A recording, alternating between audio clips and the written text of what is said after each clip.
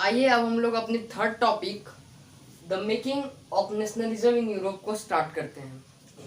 ध्यान दीजिएगा, ये जो making of nationalism in Europe है, अभी आपने पढ़ा फ्रेंच के बारे में, फ्रेंच रिवॉल्यूशन के बारे में आपने अभी पढ़ा पिछले लेक्चर में।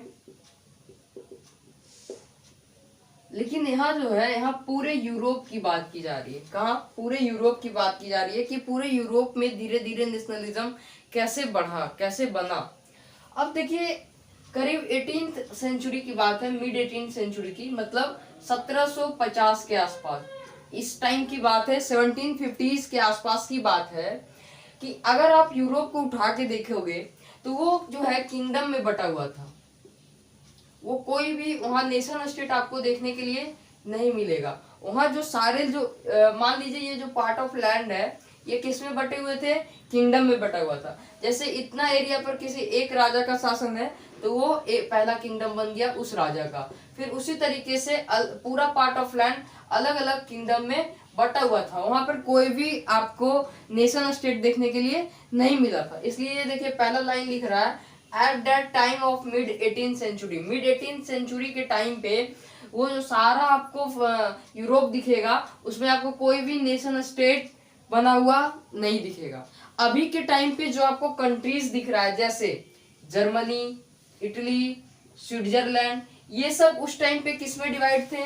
किंगडम में डिवाइड थे। ध्यान दीजिएगा, अभी के जो कंट्रीज आप देखते हो, जो अलग अलग नेशनल स्टेट देखते हो, वो उस टाइम के किस में डिवाइड थे? किंगडम में डिवाइड थे। ये कब की बात हो रही है? ये लगभग 1750 के आसपास की बात हो रही है। और वहां के जो रूलर थे वो डचीज थे, कैनन्स थे। ये क्या थे? वहां के रूलर्स थे जिनका ऑटोनोमस टेरिटरीज था। ऑटोनोमस टेरिटरीज का मतलब उनका अपना टेरिटरी था और वो जैसे चाहते थे उस तरीके से रूल करते थे। यहाँ तक बात समझ में आई?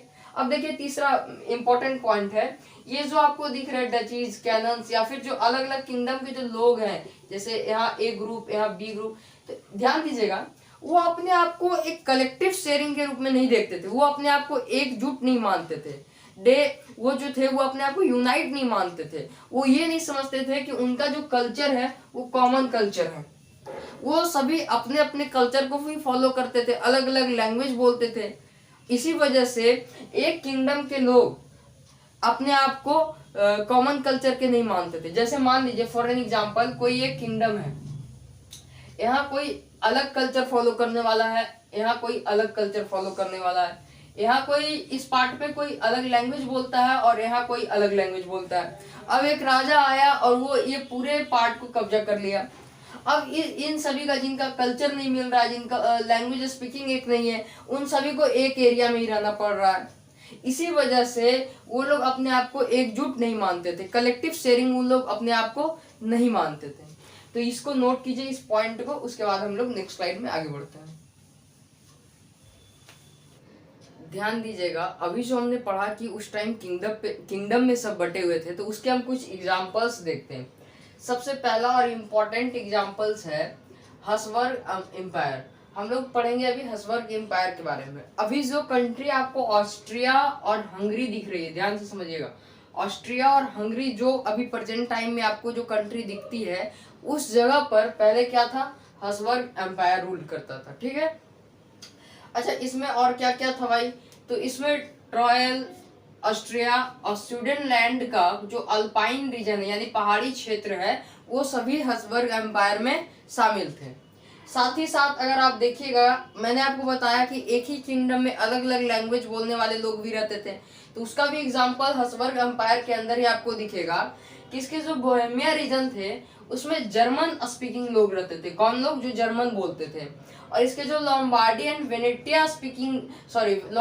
वेनेटिया एरिया जो था, उसमें इटालियन स्पीकिंग लोग रहते थे। जैसा कि आप देख रहे हैं कि हब्सबर्ग एम्पायर के अंदर ही आपको जर्मन और इटालियन लोग दिख रहे हैं। तो ये लोग अपना कॉमन आइडेंटिटी कैसे शेयर करेंगे? चलिए हम लोग सेकेंड एग्जाम्पल पे आते हैं, हंगरी की बात करते हैं।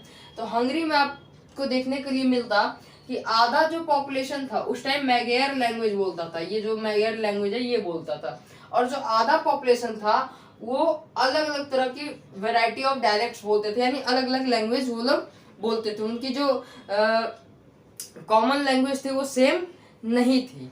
थर्ड एग्जाम्पल की अगर हम लोग बात करें तो थर्ड एग्जाम्पल आपका गैलेशिया का है। गैलेशिया में जो एरिस्टोक्रेसी लोग थे, जो रईस लोग रहते थे, वो क्या बोलते थे, पॉलिश लैंग्वेज बोलते थे। एरिस्टोक्रेट अभी आपको जस्ट पढ़ना है। अच्छा, एक आपको मैं अब राज की बात बताता हूँ। अब वो राज की बात क्या है, आपको अपने नोटबुक में नोट करना है। राज नंबर 1, क्या नोट करना है, राज नंबर 1। अब ध्यान दीजिएगा, ये राज की बात क्या है। अभी आप देख रहे हो कि एक किंगडम के अंदर डाइवर्स ग्रुप रह रहे हैं, बहुत सारे अलग अलग ग्रुप रह रहे हैं, डाइवर्स ग्रुप रह रहे हैं, लेकिन इन सभी डाइवर्सिटी के बावजूद उनमें एक चीज कॉमन था, और वो कॉमन क्या था, ध्यान दीजिएगा, वो थे common allegiance to the emperor. Common allegiance to the emperor मतलब वो सेम शासक के ही सब प्रजा थे। जैसे फॉर एन एग्जाम्पल, मान लीजिए ये किंगडम है, इस किंगडम में अलग अलग लैंग्वेज बोलने वाले लोग रह रहे हैं, अलग अलग डाइवर्स ग्रुप है, लेकिन वो लोग जो प्रजा है सेमी एम्परर के हैं, सेमी राजा के हैं, सेमी साम्राज्य के हैं। तो हम लोग बोलेंगे जो इनका शासक है वो सेम है, ये सेम शासक के प्रजा है। दैट्स वाई इनके बीच में क्या कॉमन है, they were common alliance to the emperor. यहाँ तक समझ में आया। अब आप लोग फ्रेश हेडिंग दीजिए एरिस्टोक्रेट्स। अब हम लोग नेक्स्ट स्लाइड में एरिस्टोक्रेट्स डिस्कस करते हैं, ये नोट करके।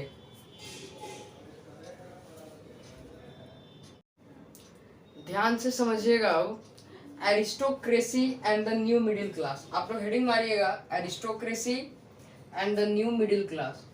ये सोसाइटी के दो अलग अलग ग्रुप हैं जिनके बारे में हमें समझना है। देखिए, एरिस्टोक्रेसी बेसिकली हम उन लोगों को कहते हैं जो समाज में रिचर क्लास से आते हैं या हाईएस्ट क्लास से आते हैं, जो अमीर लोग होते हैं उन्हें हम लोग एरिस्टोक्रेसी के ग्रुप में रखते हैं, जिनके पास स्पेशल टाइटल्स है उनका अपना। ठीक है, तो एरिस्टोक्रेसी अगर आपके एग्जाम में आएगा लिखने तो आपको लिखना है the people of the highest और richer social class who have obtain special titles. और देखिए, इनके बारे में 2-3 पॉइंट्स और आप लोग समझ लीजिए कि इस क्लास के यानी एरिस्टोक्रेसी ग्रुप के जितने भी मेंबर हैं उन सभी का जो जीवन जीने का तरीका है वो कॉमन है। तो members of this class we are united by common way of life. तो चूंकि सभी का जीवन जीने का तरीका सेम है तो ये चीजें भी उनको यूनाइट करती है। सेकेंड पॉइंट, क्योंकि ये अमीर है भाई, तो अमीर है तो इनके पास कंट्री साइड में भी जमीन है और टाउन हाउस में भी जमीन है। कंट्री साइड दैट मीन्स गाँव में भी जमीन है और इनके शहरों में भी जमीन है। थर्ड पॉइंट अगर हम लोग देखें तो ये लोग कौन से लैंग्वेज का यूज करते हैं, फ्रेंच लैंग्वेज का यूज करते हैं। सोसाइटी में डिप्लोमेसी से रिलेटेड कोई भी काम हो तो किन लैंग्वेज का यूज करते हैं, फ्रेंच का यूज करते हैं। और इनके जो परिवार होते हैं, इनके जो फैमिलीज होते हैं वो एक दूसरे के मैरिज से ही कनेक्टेड होते हैं, टाइज ऑफ मैरिज। ध्यान दीजिएगा, their families were connected by ties of marriage. That means what, that means ये कि मान लीजिए किसी एक के भाई का शादी किसी दूसरे एरिस्टोक्रेसी के घर ही हुआ है, उसकी सिस्टर का शादी किसी और के यहाँ, तो इस तरीके से टाइज ऑफ मैरिज से उनकी फैमिली जो होती है कनेक्ट रहती है। तो ये जो कहानी थी ये एरिस्टोक्रेसी के बारे में था। एक और आपको सोशल ग्रुप के बारे में जानना है और वो है मिडिल क्लास। मिडिल क्लास ध्यान दीजिएगा, उस जो भी इंडस्ट्रियलिस्ट लोग थे, बिजनेसमैन लोग थे और प्रोफेशनल्स थे, यानी टीचर, डॉक्टर, इंजीनियर्स, ये सब किस में आते थे, प्रोफेशनल्स में। तो ये इंडस्ट्रियलिस्ट, बिजनेसमैन और प्रोफेशनल्स ये सारे किस में आएंगे, मिडिल क्लास में आएंगे। इनके कॉमन बात क्या थी, तो ये सारे के सारे लोग एजुकेटेड होते थे और ये सारे लोग आजादी चाहते थे, फॉलो द लिबर्टी। लिबर्टी मतलब आजादी चाहते थे ये सारे लोग। और ध्यान दीजिएगा एक चीज और इम्पोर्टेंट बात, ये जो लोग थे, जो मिडिल क्लास के लोग थे, वो चाहते थे कि जो एरिस्टोक्रेसी लोग को जो प्रिविलेज के नाम पे प्रॉपर्टी मिल के रखा है वो सभी एबोलिश है, यानी उसे सभी खत्म किया जाना था। एरिस्टोक्रेसी को बहुत सारा प्रॉपर्टी सी प्रिविलेज के नाम पे मिल रखा था, तो ये नहीं चाहते थे कि सोसाइटी में ऐसा हो। इससे क्या होता है, रिच और पुअर के बीच का गैप इंक्रीज होता है। तो ये कैसी किनकी सोच थी, ये मिडिल क्लास लोगों की सोच थी। अगर हम यूरोप को देखें तो यूरोप में सेंट्रल पार्ट में और ईस्टर्न यूरोप में मिडिल क्लास की संख्या ज्यादा थी। कहाँ, सेंट्रल पार्ट और ईस्टर्न पार्ट ऑफ यूरोप में मिडिल क्लास की संख्या ज्यादा थी। इसको आप नोट डाउन कीजिए। आप लोग अब हेडिंग दीजिए, what did liberal nationalism stand for. यानी लिबरल नेशनलिज्म को अभी हम लोग स्टडी करेंगे कि लिबरल नेशनलिज्म का मतलब क्या होता है। देखिए, जब हम लोग अर्ली 19th सेंचुरी की बात करते हैं, कब की बात कर रहे हैं, अर्ली 19th सेंचुरी की जब हम लोग बात करते हैं तो उस समय पे नेशनल यूनिटी यानी राष्ट्रीय एकता का क्या जो आइडिया था वो लिबरलिज्म से जुड़ा हुआ था। लिबरलिज्म अब क्या होता है उसको हम लोग समझते हैं। लिबरलिज्म जो है वो लैटिन वर्ड लिवर से आया है। किससे आया है? लिवर से। और इसका मतलब होता है फ्री, यानी बेसिकली लिबरलिज्म का सिंपल सा मतलब है फ्रीडम, आजादी। आया समझ में? अब देखिए आप लोग इकोनॉमिक्स में आप लोगों ने पढ़ा था कि different people have different developmental goals, यानी अलग अलग लोगों के लिए डेवलपमेंट का मतलब अलग अलग होता है। उसी तरीके से जब हम लोग यहाँ पर देखेंगे तो जो आज़ादी का मतलब होता है, अलग अलग ग्रुप के लिए आज़ादी का मतलब अलग अलग होता है और अलग अलग टाइम पे आज़ादी का मतलब अलग अलग होता है, डिफरेंट होता है। तो हम लोग 2-3 पर्सपेक्टिव से यहाँ पढ़ेंगे। सबसे पहला है आपका for new middle class. New middle class के लिए आज़ादी का उस समय क्या मतलब था वो समझिएगा, यानी लिबरलिज्म का क्या मतलब था। Liberalism stood for freedom of individual and equality before the law। Middle class लोगों के लिए उस टाइम लिबरलिज्म का मतलब था कि फ्रीडम ऑफ इंडिविजुअल यानी सभी लोगों के लिए आजादी। दूसरी बात इक्वलिटी बिफोर द लॉ, यानी कि सभी लोगों के लिए इक्वल लॉ, यानी सभी कानून के नजर में समान रहेंगे। कानून किसी के साथ भेदभाव नहीं करेगा। ऐसा नहीं करेगा कि कोई क्लर्की है तो उसके लिए कानून अलग है और कोई मिडिल क्लास है तो उसके लिए कानून अलग है। कानून सभी के लिए बराबर होगा। ये था उस टाइम मिडिल क्लास लोगों के लिए लिबरलिज्म का मतलब। अगर हम पॉलिटिकली देखें, पॉलिटिकल सेंस में अगर हम लोग बात करें तो लिबरलिज्म का सिंपल मतलब था कि एक ऐसा गवर्नमेंट, यानी एक ऐसा गवर्नमेंट जो कैसे बने, कंसेंट से बने। कंसेंट का मतलब होता है सहमति। क्या होता है? सहमति। अब ध्यान दीजिए, एक ऐसा कॉन्सेप्ट ऑफ गवर्नमेंट जो सभी के सहमति से चुना जाए, और जब ऐसा गवर्नमेंट सभी के सहमति से चुना जाएगा तो वो इक्वालिटी बिफोर लॉ इस्टेब्लिश करेगा और वो फ्रीडम ऑफ इंडिविजुअल भी प्रोवाइड करेगा। तो यहाँ तक समझ में आया लिबरलिज्म का मतलब? हाँ। अब देखिए सेकेंड पर्सपेक्टिव अगर हम लोग देखें तो फ्रेंच रिवॉल्यूशन से जो लिबरलिज्म का मतलब निकल के आया वो क्या होता था, उसमें लिबरलिज्म का जो मतलब निकल के आया उसका ये था कि एंड ऑफ मोनार्क यानी मोनार्कियल पावर का एंड हो, ऑटोक्रेसी यानी राजतंत्र का भी एंड हो, और साथ ही साथ किसका? क्लर्कियल प्रिविलेज यानी क्लर्की लोगों को जो प्रिविलेज मिल के रखा था, जन्म से उनको जो अलग अलग प्रिविलेज मिल के रखा था वो भी खत्म हो। जब एक सोसाइटी में सभी लोग एक रहे हैं तो उनके लिए, क्लर्की लोगों के लिए क्यों अलग से प्रिविलेज मिलेगा? तो ये फ्रेंच रिवॉल्यूशन से लिबरलिज्म का मतलब समझ में आया। और एक ऐसा संविधान बने, एक ऐसा कॉन्स्टिट्यूशन बने जो कि किसके लिए हो? रिप्रेजेंटेटिव गवर्नमेंट, यानी जो भी गवर्नमेंट बने वो उस संविधान से चले और पार्लियामेंट के थ्रू चले। रिप्रेजेंटेटिव गवर्नमेंट मतलब वैसा गवर्नमेंट जो हमारे रिप्रेजेंट के बिहाफ पे वो बने, यानी उनको हमारे बिहाफ पे कोई और रिप्रेजेंट करे, लेकिन अल्टीमेटली पावर कहाँ रहे? हमारे पास रहे। ठीक है, अब आप लोग इसको नोट कीजिए। इसके बाद हम लोग इकोनॉमिक स्पेयर से देखते हैं कि लिबरलिज्म का क्या मतलब होता है। अब आप लोग नोट कीजिए कि इकोनॉमिक स्पेयर में लिबरलिज्म का क्या मतलब होता था। तो अगर हम लोग इकोनॉमिक स्पेयर में देखें तो लिबरलिज्म का मतलब था कि हमें फ्रीडम ऑफ मार्केट मिले। हमें क्या मिले? फ्रीडम ऑफ मार्केट मिले। और जो स्टेट ये रिस्ट्रिक्शंस लगा के रखा है कि हम एक जगह से दूसरी जगह जाके फ्रीली मार्केट नहीं कर सकते हैं, कोई भी गुड्स को हम सेल नहीं कर सकते हैं, इसको एबोलिश करें। तो सिंपली इकोनॉमिक स्फीयर में लिबरलिज्म का मतलब था कि हमें फ्रीडम ऑफ मार्केट मिले, और जो स्टेट इम्पोज रिस्ट्रिक्शन है, किस पे रिस्ट्रिक्शन था? गुड्स और कैपिटल के मूवमेंट पर। किस पे? गुड्स और कैपिटल के मूवमेंट पर। तो ये हटाया जाए। अब ध्यान दीजिएगा, एक क्वेश्चन आप लोग नोट कीजिएगा। वो क्वेश्चन क्या है? वो क्वेश्चन है explain the conditions that were viewed as obstacles to the economic exchange and growth by the new commercial class during the 19th century in Europe। इसको आप लोग पहले नोट कीजिए वीडियो पॉज करके। देखिए ये जो क्वेश्चन क्या कह रहा है कि हमें वो कंडीशंस बताने के लिए कह रहा है। कौन से कंडीशंस बताने के लिए कह रहा है? ध्यान दीजिएगा। 19th सेंचुरी में यूरोप में, कब? 19th सेंचुरी में यूरोप में न्यू कमर्शियल क्लास के लिए ध्यान दीजिएगा, न्यू कमर्शियल क्लास को ग्रो करने में और इकोनॉमिक एक्सचेंज करने में और ग्रो करने में जो जो समस्याएं आ रही थी उसको एक्सप्लेन करना है। क्या क्या समस्याएं थी वो देखिए। अगर उस टाइम पे एक हमबर्ग नाम का जगह था, अगर आप हमबर्ग से न्यूरमबर्ग कोई भी सामान, कोई भी गुड्स बेचने जाते थे तो आपको कम से कम 11 टैरिफ बैरियर आता था। 11 जगह आपको ऐसा आएगा कि जहां आपको रोका जाएगा और वहां पर आपको 5% कस्टम ड्यूटी पे करना होगा। ये रूल एंड रेगुलेशन था। तो फिर आपको प्रॉफिट क्या आएगा? इससे क्या हो रहा था, लोग एक जगह से दूसरी जगह सेल करने जाते ही नहीं थे, क्योंकि प्रॉफिट से ज्यादा तो वो कस्टम ड्यूटी उन्हें पे करना पड़ जाता। दूसरा चीज क्या प्रॉब्लम हो रहा था कि जो डिफरेंट वेट और मेजर सिस्टम था वो भी दिक्कत कर रहा था, बहुत ज्यादा टाइम कंज्यूम होता था। और उस टाइम इली, ध्यान दीजिएगा, ये कपड़े मेजर करने का यूनिट था उस टाइम यूरोप में, ठीक है। अब मान लीजिए 5 इली अगर कोई एक जगह पर है, उसका मेजर कोई मान लीजिए कि 100 आता है, अगर वही 5 इली अगर कहीं और जाते हैं तो वो जो है 120 हो जा रहा है कपड़े मेजर करने में। तो ये जो डिफरेंस आ रहा था इससे भी लोगों को प्रॉब्लम आ रहा था इकोनॉमी एक्सचेंज करने में। तीसरा चीज देखिएगा, वहाँ की जो करेंसी थी वो भी अलग थी, डिफरेंट करेंसी, अलग अलग जगह जाने पे करेंसी भी बदल जा रही थी। मोस्टली लगभग 30 करेंसी आसपास देखा जाता था उस टाइम पे।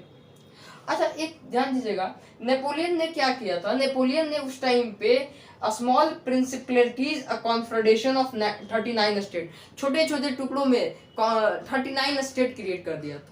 तो ये भी जो है बहुत दिक्कत कर रहा था, यानी छोटे छोटे प्रिंसिपलिटीज 39 स्टेट्स का छोटे छोटे प्रिंसिपलिटीज नेपोलियन ने क्रिएट किया। तो ये सारे जो थे सारे के सारे न्यू कमर्शियल क्लास के ग्रोथ में और इकोनॉमिक एक्सचेंज में एज ऑब्स्टेकल्स, यानी एक रुकावट के रूप में देखे गए। इसका सॉल्यूशन क्या निकाला गया? तो इसका सॉल्यूशन जो निकाला गया वो आपके एग्जाम में आपके वो भी पूछता है 2 नंबर में। एक बहुत ही फेमस आपका डेफिनेशन आ जाएगा जॉल्वेरियन, यहाँ ध्यान दीजिएगा, जॉल्वेरियन के बारे में डेफिनेशन आएगा आपको लिखने के लिए। जॉल्वेरियन बेसिकली क्या था, ये कस्टम यूनियन बनाया गया प्रशिया के कहने पे, प्रशिया के इनिशिएटिव पे कस्टम यूनियन बनाया गया। और जब प्रशिया के इनिशिएटिव पे ये कस्टम यूनियन बना उसके बाद बहुत सारे जर्मन स्टेट्स भी इसको ज्वाइन किए। देखिए इसका डेफिनेशन ध्यान से समझिएगा, it is a custom union formed at the initiative of Prussia and joined by most of the German state. इसने बहुत 2 बड़े अच्छे काम किए। पहला, इन्होंने टैरिफ बैरियर्स हटा दिया, ये जो आप देख रहे हो कि 11 टैरिफ बैरियर्स है, अब इन्होंने क्या कहा कि टैरिफ बैरियर हटना चाहिए। दूसरा, इसने क्या किया, ये जो कस्टम यूनियन बना इसने करेंसी को 30 से हटा के 2 कर दिया, यानी लगभग घटाते घटाते करेंसी कितना पे आ गया, 2 करेंसी पे आ गया। इससे क्या होगा, इससे बिजनेसमैन लोगों को बहुत ज्यादा फायदा होगा। इसे आप नोट कीजिए, इसके बाद हम लोग नेक्स्ट स्लाइड में पढ़ते हैं।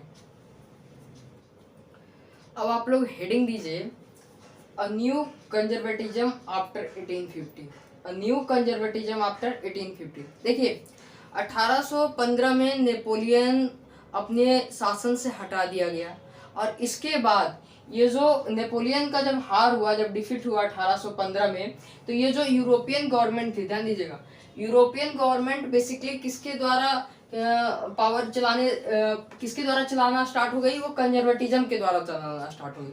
अब ये कंजर्वेटिज्म वर्ड है क्या और इसका क्या मतलब है और ये कौन लोग थे जिन्हें हम लोग कंजर्वेटिज्म कह रहे हैं, तो ध्यान से समझिएगा। कंजर्वेटिव पीपल वो लोग हैं जो पुरानी चीज़ों को बचा कर रखना चाहते थे, जिनकी सोच थी कि जितनी भी चीज़ें पुरानी चलती आ रही है, चाहे वो पुरानी कोई इंस्टीट्यूशंस हो या कोई पुरानी रूल एंड रेगुलेशंस हो, वो सभी प्रिजर्व रहे, सभी बचा हुआ रहे। फॉर एन एग्जाम्पल ध्यान दीजिएगा, चाहे पुरानी जो मोनार्कियल सिस्टम चलती आ रही हो, यानी जो पुराना चर्च का सिस्टम चलता आ रहा था, फिर सोशल हेराइकीज था, यानी अपर, कुछ लोग को अपर माना जाता था, कुछ लोगों को लोअर माना जाता था वो, और जो प्रॉपर्टीज, जो क्लर्गल लोगों को प्रिविलेज मिल रखा था, प्रॉपर्टीज मिल रखा था बर्थ से, और जो फैमिलीज था पहले, कि अगर कोई नोबल की फैमिली का है, अगर कोई क्लर्कियल की फैमिली का है तो उसे भी प्रिविलेज मिलेगा। तो ये सारी चीजें क्या थी, पुरानी चीजें थी। तो जो भी कंजर्वेटिव लोग थे उनका ये कहना था कि जितनी भी ट्रेडिशनल चीजें हैं, पुरानी चीजें हैं स्टेट का और सोसाइटी का, वो सभी क्या रहे, प्रिजर्व रहे, सभी बचा रहे। ठीक है, यहाँ तक समझ में आया।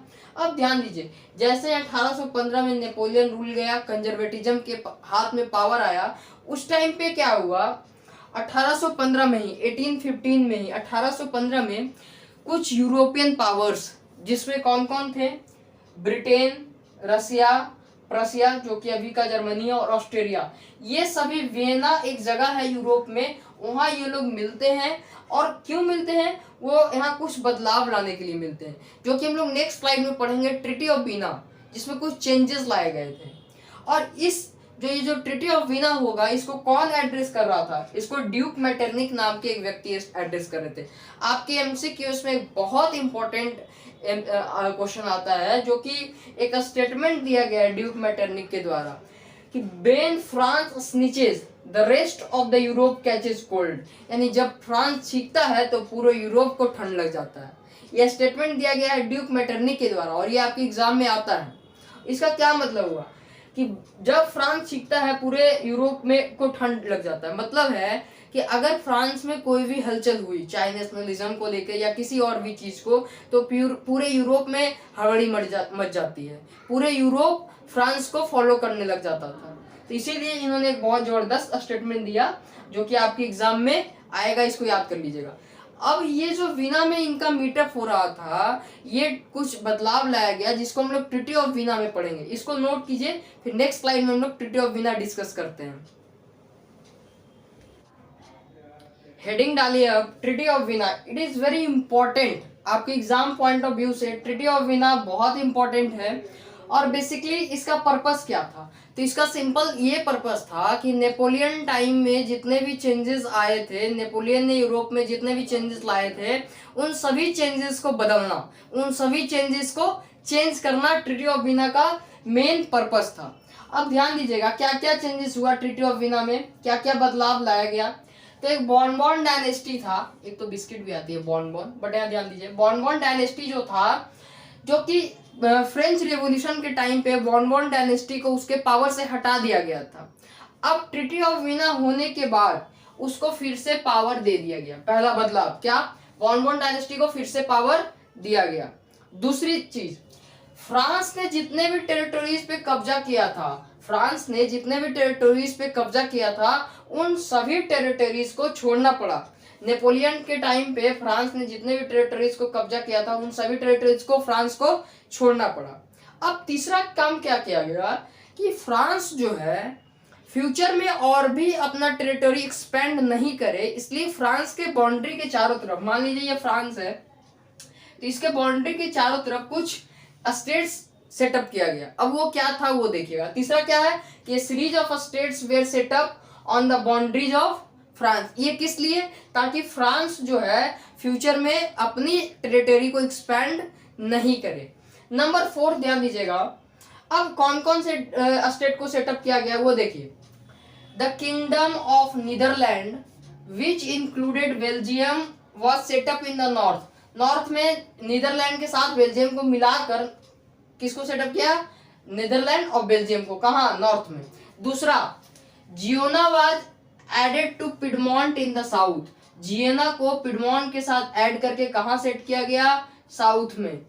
अब 5th नंबर देखिएगा, वेस्ट साइड में, वेस्टर्न फ्रंटियर्स में कुछ पार्ट जो है, कुछ टेरिटरी के कुछ पार्ट किसको दिया गया, प्रसिया को दिया गया।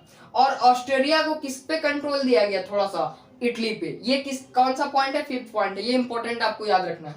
6th पॉइंट आप देखिए, रसिया को कुछ पार्ट दिया गया किसका, पोलैंड का, और प्रसिया को कुछ पार्ट दिया गया सैक्सनी का। ये इंपॉर्टेंट है, याद रखिएगा। लेकिन एक खास बात ये थी कि जो नेपोलियन ने 39 स्टेट का कॉन्फेडरेशन बनाया था, उसको इन्होंने कुछ नहीं किया, लेफ्ट अनटच्ड, यानी उसमें कोई भी बदलाव नहीं लाया। तो ट्रीटी ऑफ वीना में बेसिकली पहला आपने क्या पढ़ा कि बॉनबॉन डायनेस्टी को उसको फिर से पावर दिया गया। फ्रांस ने जितना भी टेरिटरीज पे कब्जा किया था उसको छोड़ना पड़ा। तीसरा, फ्रांस फर्दर फ्यूचर में कोई भी एक्सपेंशन ना कर पाए अपने बाउंड्रीज का, उसके लिए कुछ स्टेट सेटअप किए गए। ठीक है। चौथा नंबर, नीदरलैंड और बेल्जियम को कहां सेटअप किया गया? नॉर्थ में। जियना को पिडमोंट से मिला के साउथ में। फिफ्थ पॉइंट अगर आप देखोगे तो प्रशिया को कुछ टेरिटरीज दिया गया वेस्टर्न फ्रंटियर्स पे, और ऑस्ट्रिया को किस पे कंट्रोल दिया गया? इटली का। नंबर 6 अगर आप देखो तो रसिया को कुछ पोर्शन पोलैंड का दिया गया, प्रशिया का सैक्सनी का। आपका होमवर्क एक आज का है कि इसको आप लोग कम से कम 5 बार पढ़िएगा और 10 बार लिखिएगा। इसके बाद का हम लोग टॉपिक डिस्कस करते हैं, इसको आप लोग नोट कीजिए, फिर हम लोग नेक्स्ट स्लाइड में द रिवॉल्यूशनरीज टॉपिक को डिस्कस करते हैं। अब आप लोग एक फ्रेश हेडिंग डालिए, द रिवॉल्यूशनरीज। देखिए 1815 में, यानी 1815 के लगभग आसपास, उसी ईयर में जो भी आवाज उठ रहे थे नेशन स्टेट को लेकर, उन्हें दबाया जा रहा था। जितने भी लिबरल नेशनलिस्ट लोग थे उनकी आवाजों को उस टाइम दबाया जा रहा था। तो इस डर से इन्होंने क्या किया, सीक्रेट सोसाइटीज बनाना चालू किया। क्या किया? सीक्रेट सोसाइटीज बनाना चालू किया, और सीक्रेट सोसाइटीज बना के वो आइडिया ऑफ लिबरलिज्म को स्प्रेड कर रहे थे, यानी बढ़ा रहे थे। अब समझिएगा एक बात कि अगर आप एक रिवॉल्यूशनरीज हैं उस टाइम पे, अगर आप एक रिवॉल्यूशनरीज हैं तो इसका मतलब है कि आप जो है मोनार्कियल फॉर्म ऑफ पावर को अपोज कीजिएगा, यानी जितने भी मोनार्कियल फॉर्म ऑफ पावर है उनका आप विरोध कीजिएगा। साथ ही साथ आप लिबर्टी और फ्रीडम के लिए लड़ाई लड़िएगा, और नेशन स्टेट की क्रिएशन में आप सपोर्ट कीजिएगा। अगर आप उस टाइम रिवॉल्यूशनरीज थे तो इसका सिंपल सा मतलब था कि आप मोनार्कियल फॉर्म ऑफ गवर्नमेंट को अपोज कीजिएगा, लिबर्टी और फ्रीडम के लिए फाइट कीजिएगा, और नेशन स्टेट के क्रिएशन में सपोर्ट कीजिएगा। एक बहुत इंपॉर्टेंट रिवॉल्यूशनरीज का नाम आता है जिसिप मैजनी, जिसका जिक्र हमेशा बुक में होता है, साथ ही साथ एग्जाम में हमेशा आता रहता है।